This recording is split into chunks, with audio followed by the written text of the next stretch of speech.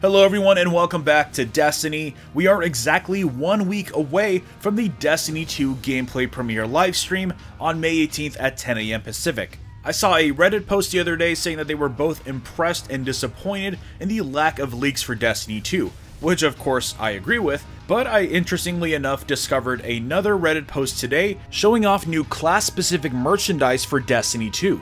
And some are thinking that this might just be giving us a peek into how classes work in the next game. Is this true? Let's explore.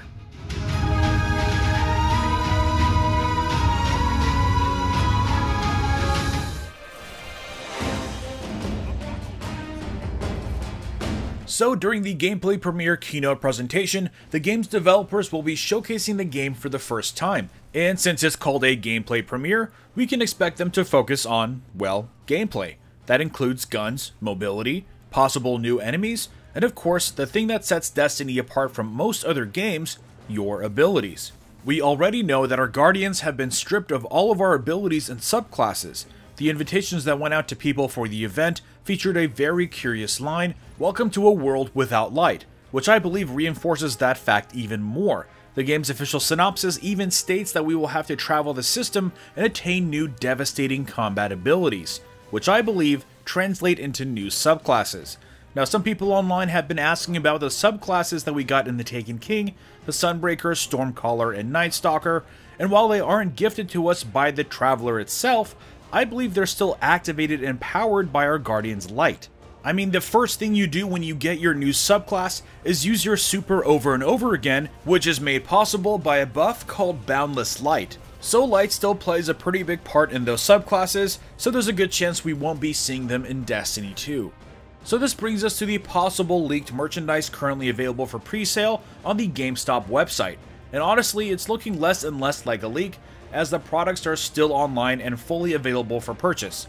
There are several pieces of merchandise for each of the 3 classes, but they all feature a specific animal which I believe represent each of the classes, and at best hint at the nature of our new subclasses.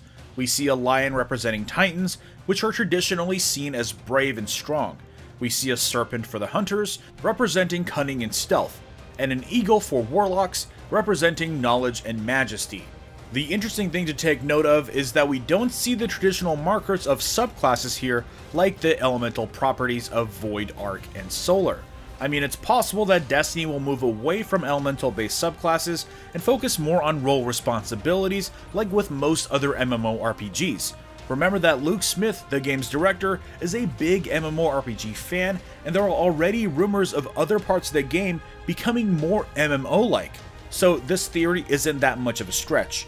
Also, the absence of light doesn't necessarily mean that we have darkness subclasses, but we might have to rely on a more primal-based subclass, at least at the start. Anyways, what do you think this all means? Are we looking at the first new subclasses for Destiny 2, or just a spiritual representation of the main classes? Let me know in the comments below. Drop a like if you enjoyed this video, and subscribe for more Destiny content. And I will see you all next time. My name's Aphrodite. I served with the Iron Lords a long time ago, and I have returned to serve again.